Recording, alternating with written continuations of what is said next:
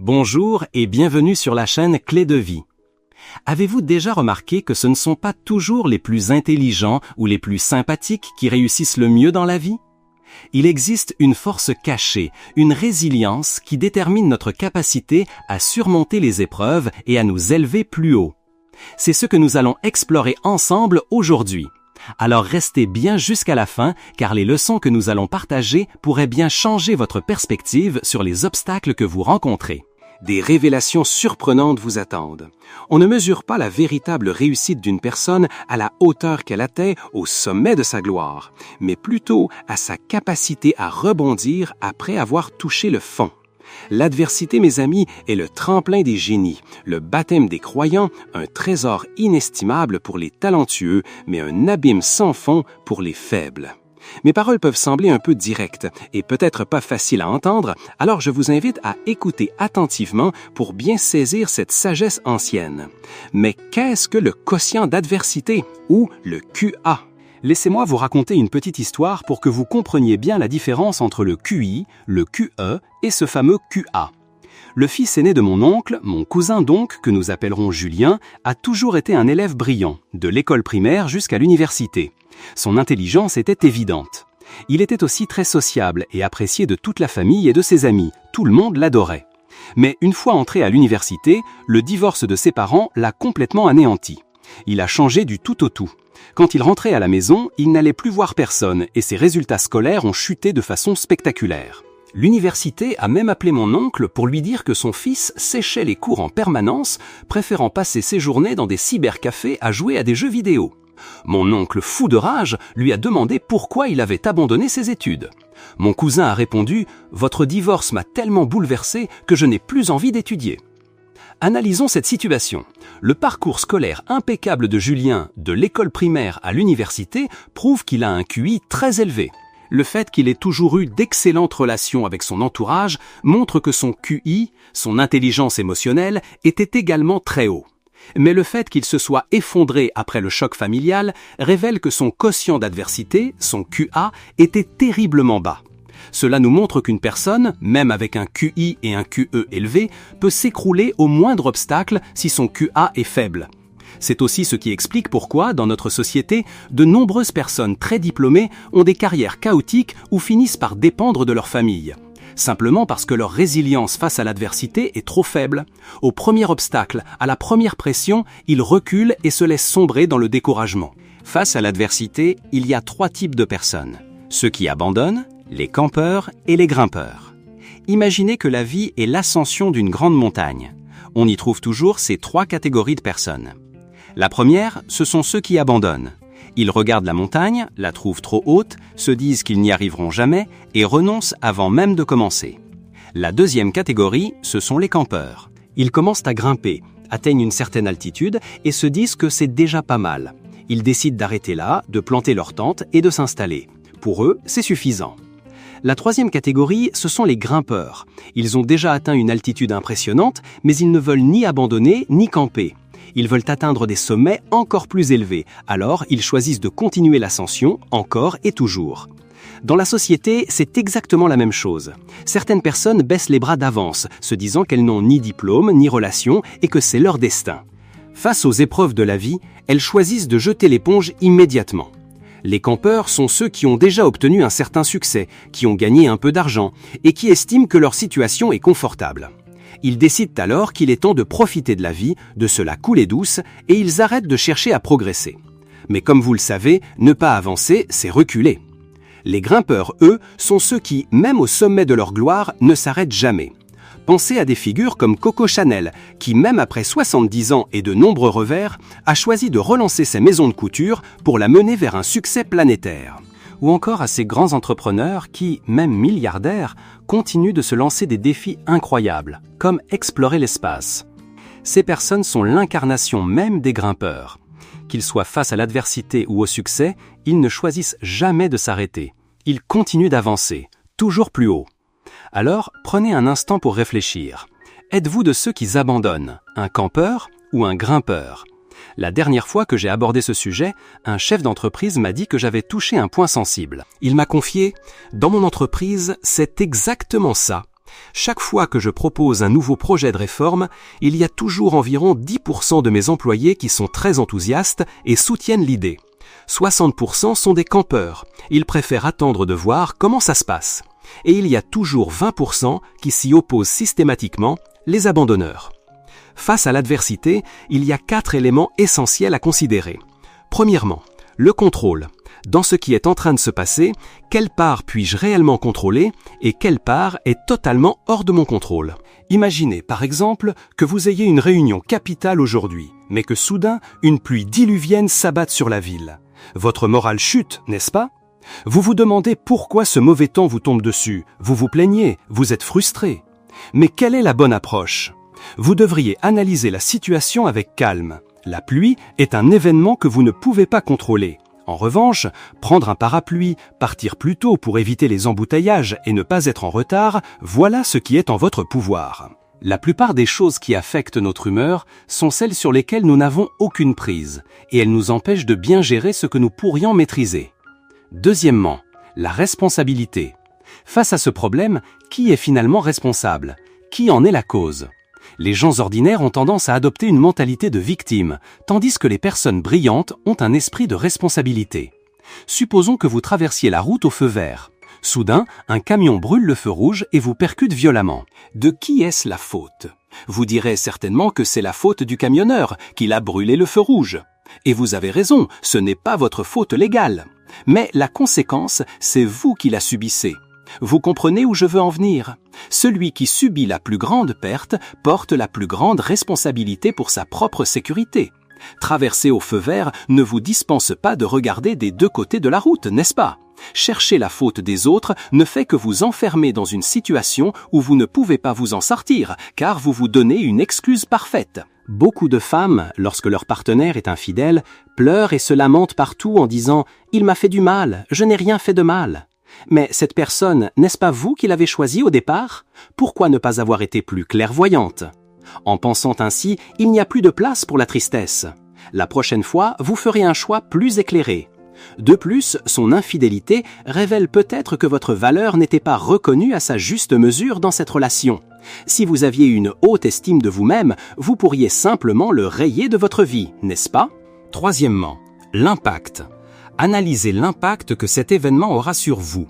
Quelles seront les pertes réelles? Quelques centaines d'euros, des milliers, des millions, la faillite, ou cela met-il votre vie en danger? Beaucoup de gens ont tendance à dramatiser les problèmes. C'est ce qu'on pourrait appeler le syndrome de la panique. Mais la situation est-elle vraiment si grave? Certaines jeunes femmes, après une rupture amoureuse, ont l'impression que leur vie est finie. Mais en réalité, quel préjudice vous a-t-il causé? Aucune perte financière, aucune menace pour votre vie. Au maximum, une blessure émotionnelle. Dans 6 mois, vous l'aurez oublié et dans 1 an, vous aurez un nouveau partenaire. Cet événement n'est rien comparé à la longueur de toute une vie. Chaque fois qu'une épreuve vous semble insurmontable, demandez-vous « Combien d'années ai-je encore à vivre ? Pendant combien de temps est-ce que je veux porter ce fardeau ?» Quand le poids est trop lourd, il faut apprendre à le lâcher rapidement. Face à la durée de votre existence, n'importe quelle souffrance n'est qu'un grain de poussière. Quatrièmement, la durée. Analysez pendant combien de temps les pertes causées par cet événement vont durer. Quelques mois, quelques années ou toute une vie.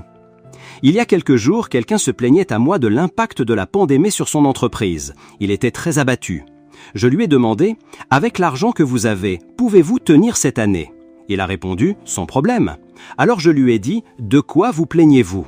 L'impact de la pandémie n'est que temporaire. Même si cela affecte toute l'année prochaine, les affaires reprendront leur cours normal. Pourquoi être si triste ? Cette année, concentrez-vous sur le développement de votre commerce en ligne. C'est une excellente chose. Beaucoup de gens se créent leur propre tourment. Hormis les questions de vie ou de mort, tout le reste n'est que détail.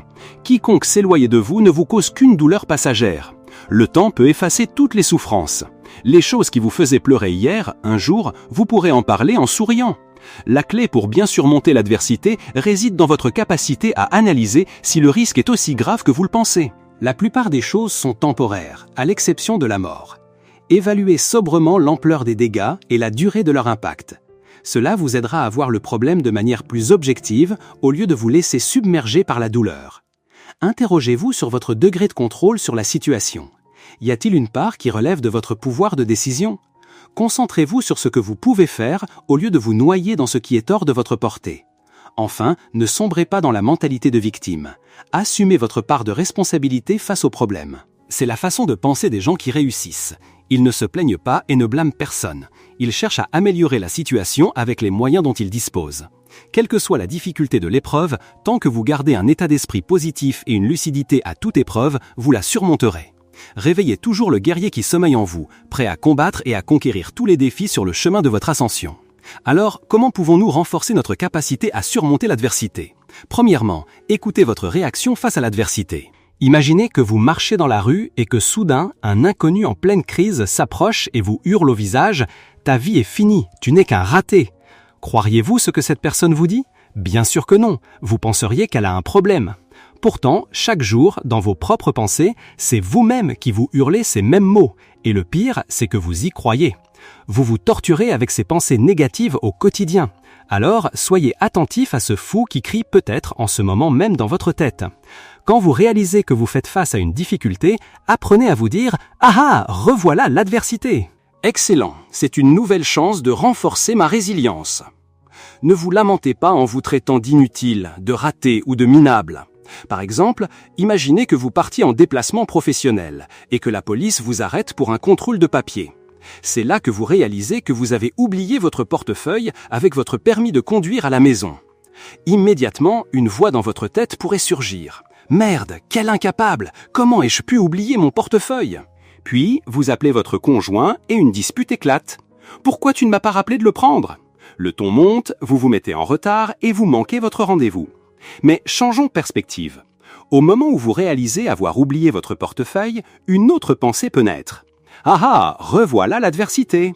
Super, une occasion de plus d'améliorer ma capacité à gérer les imprévus. » Vous sortez calmement votre téléphone, vous ouvrez l'application d'identité numérique du gouvernement et vous présentez la version dématérialisée de votre permis et des autres documents. Le contrôle est terminé en quelques minutes et vous pouvez reprendre la route pour arriver à l'heure à votre rendez-vous. Deuxièmement, isolez les émotions négatives. Notre cerveau a une tendance naturelle à nous protéger en imaginant les pires scénarios. Par exemple, vous devez faire un discours en public. La nuit précédente, votre esprit s'emballe avec des pensées négatives.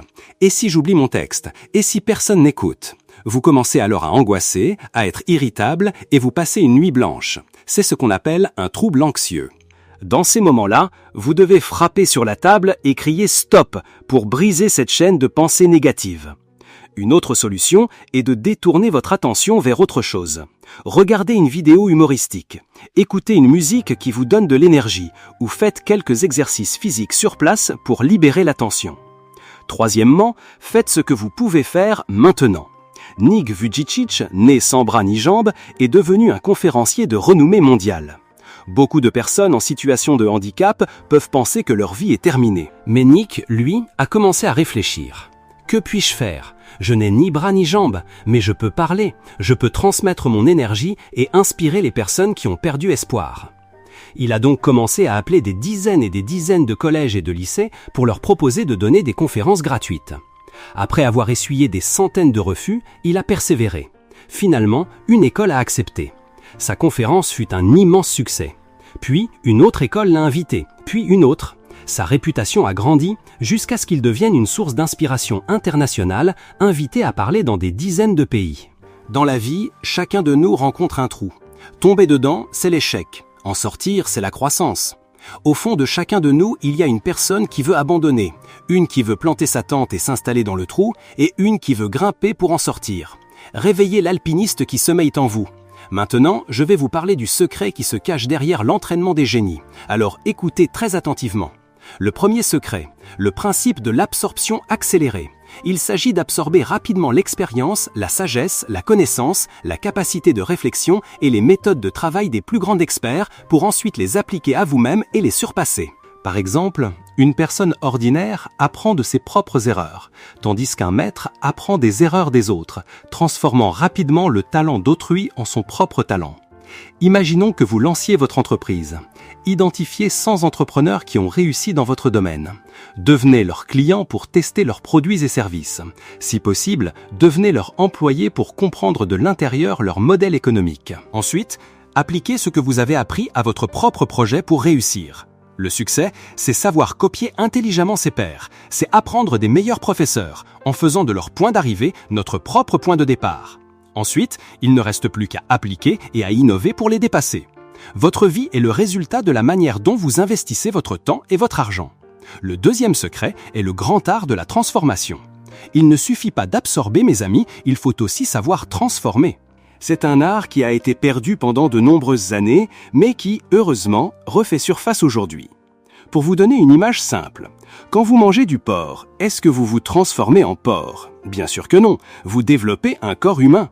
Pourtant, beaucoup de gens dans leur vie ne font que copier la forme, sans jamais transformer le fond.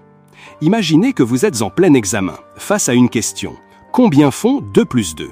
Vous ne savez pas, alors vous jetez un œil sur la copie de votre voisine, Sophie, qui a écrit 2 plus 2 égale 4. Soulagé, vous écrivez la même chose.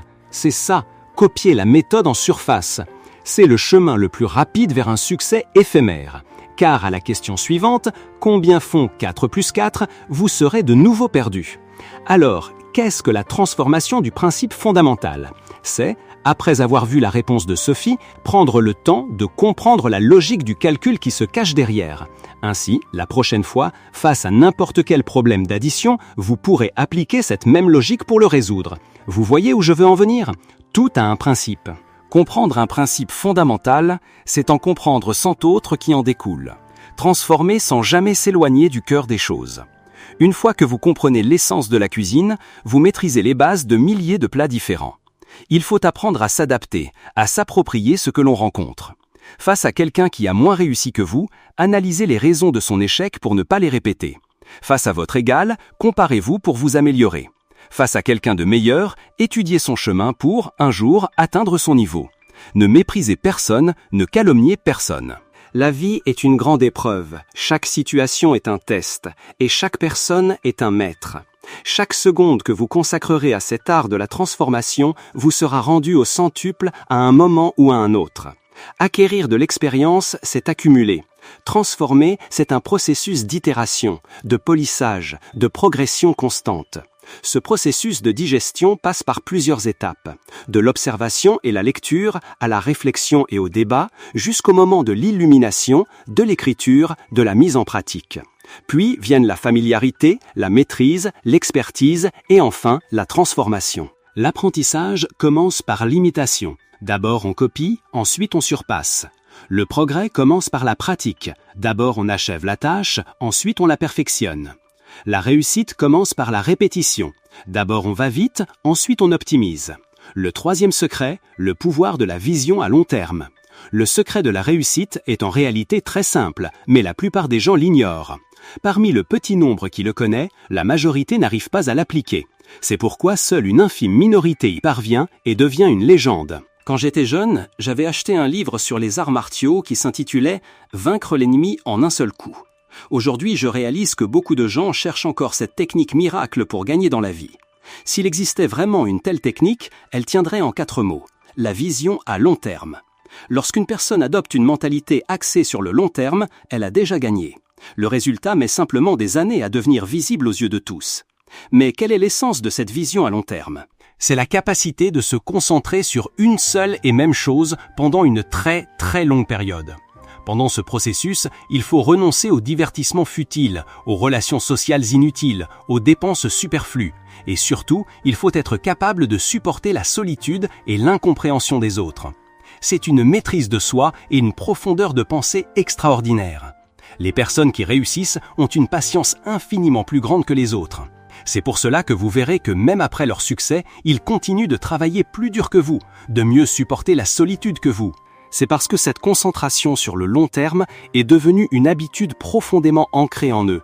Quand vous voyez quelqu'un exceller dans un domaine, ne soyez pas jaloux.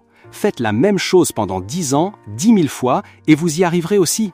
Le secret de toute chose, c'est que la répétition la rend facile. À l'inverse, beaucoup de gens qui échouent sont des opportunistes. Qu'est-ce que l'opportunisme? C'est cette envie de gagner en un seul coup, de chercher l'enrichissement rapide. Ces personnes sont des proies faciles, car plus on est pressé de gagner de l'argent, plus on est susceptible de se faire avoir. En réalité, toutes ces personnes que vous voyez briller aujourd'hui ont travaillé d'arrache-pied pendant des années dans leur domaine. Mais elles vous diront qu'elles ont réussi avec 5 méthodes simples et que vous pouvez le faire aussi. Et vous y croyez naïvement. Mais retenez bien ceci, tout ce qui permet de gagner de l'argent rapidement se termine aussi rapidement. Car plus c'est rapide, moins cela demande de compétences réelles et donc n'importe qui peut le faire. Imaginez le nombre de concurrents que vous aurez. Plus vous accumulez de savoir-faire dans une direction, plus vos compétences deviennent fortes et plus vous créez une barrière solide face aux autres, devenant ainsi difficile à battre. Qu'est-ce qu'une personne vraiment compétente? C'est quelqu'un dont vous ne pouvez pas copier la méthode en un claquement de doigts, même s'il veut l'expliquer en détail. Prenez Heidi Lao, cette fameuse chaîne de restaurants. Vous pouvez visiter, apprendre tout ce que vous voulez, mais aucun autre restaurant n'a réussi à les copier à l'identique. Pouvez-vous imaginer la profondeur de leur savoir-faire accumulé au fil du temps? Que devriez-vous faire? Apprendre en profondeur, vous enraciner solidement. J'ai une phrase que j'aime beaucoup répéter. Lorsque vous vous lancez dans quelque chose, durant les 2 premières années, ne cherchez pas le profit. Le simple fait de survivre est déjà un immense succès. C'est simple, n'est-ce pas? Et pourtant, la triste vérité, c'est que la plupart des gens n'ont même pas la patience de lire un seul livre avec sérieux. Combien de temps faut-il pour accomplir de grandes choses? 10 ans? 20 ans? Laissez-moi vous le dire clairement. 3 ans suffisent. Non, vous n'avez pas mal entendu. 3 années peuvent suffire à vous métamorphoser complètement, à réinventer votre vie. Dans ce monde, toute chose est difficile au commencement, puis devient de plus en plus simple avec la pratique. Mais la grande majorité des gens abandonnent face à la difficulté initiale, ils meurent dans l'obscurité juste avant l'aube, manquant la splendeur du lever du soleil. Ne surestimez jamais ce que vous pouvez faire en 1 an, mais ne sous-estimez jamais ce que vous pouvez accomplir en 3 ans. L'important est de voir qui peut persévérer, qui peut répéter inlassablement des actions simples. On ne devient pas obèse en une seule bouchée, mais l'obésité est le résultat de toutes les petites bouchées accumulées. La force la plus souvent ignorée, mais aussi la plus redoutable de ce monde, est celle de la répétition accumulée en un seul point. Un succès durable se construit petit à petit. Pour qu'un arbre s'élève haut dans le ciel, il doit d'abord planter ses racines profondément dans la terre. Il ne peut pas simplement pousser vers le haut. Les personnes véritablement exceptionnelles ont une pensée qui voyage loin, mais des actions ancrées dans le réel, car elles savent qu'il n'existe que très peu de raccourcis. Le meilleur moyen d'atteindre sa destination est de persévérer et de tout concentrer sur un seul point. Prenez une fine feuille de papier. Pliez 42 fois, son épaisseur égale la distance de la Terre à la Lune. Si vous la pliez 51 fois, son épaisseur dépasserait le Soleil. Et avec 103 pliages, elle serait plus épaisse que 100 milliards d'années-lumière, soit plus grande que le diamètre de l'univers observable. La goutte d'eau qui perce la pierre, ce n'est pas par sa force, mais par sa persévérance, par la puissance de son impact continu au même endroit. Lorsqu'une personne concentre son temps et son énergie sur un seul point et persévère, elle peut générer une force de pénétration phénoménale. C'est comme la lumière du soleil concentrée en un point qui peut brûler en un instant, ou un jet d'eau focalisé qui peut trancher une plaque d'acier. Les véritables maîtres, chaque chose qu'ils font au quotidien, chaque personne qu'ils rencontrent, chaque mot qu'ils prononcent est soit lié à leur croissance actuelle, soit à leur récompense future. Tout le reste n'est qu'une perte de temps. La plupart des gens passent leur vie entière à apprendre les mauvaises choses et c'est pour cela qu'ils n'atteignent jamais le sommet de la chaîne alimentaire. Notre contenu sur Clé de vie se consacre à décrypter la nature humaine, à comprendre les rouages de l'esprit, à maîtriser les pulsions et à exceller dans les stratégies d'affaires. Nous avons une approche unique pour révéler ces secrets. C'est seulement en vous familiarisant avec ce système complet, basé sur la nature profonde de l'être humain, que vous ouvrirez véritablement les yeux. Vous saisirez alors l'art subtil d'inspirer les autres pour que votre entourage vous aide à progresser, à prospérer et à vous hisser au sommet. Voilà, nous arrivons au terme de notre réflexion. Si cette vidéo vous a inspiré ou vous a été utile, n'oubliez pas de laisser un j'aime, de vous abonner à notre chaîne Clé de vie et de la partager avec ceux qu'elle pourrait aider. Et vous, quelle est la petite action simple que vous allez commencer à répéter dès aujourd'hui pour transformer votre avenir? Partagez vos pensées dans les commentaires ci-dessous, j'ai hâte de vous lire.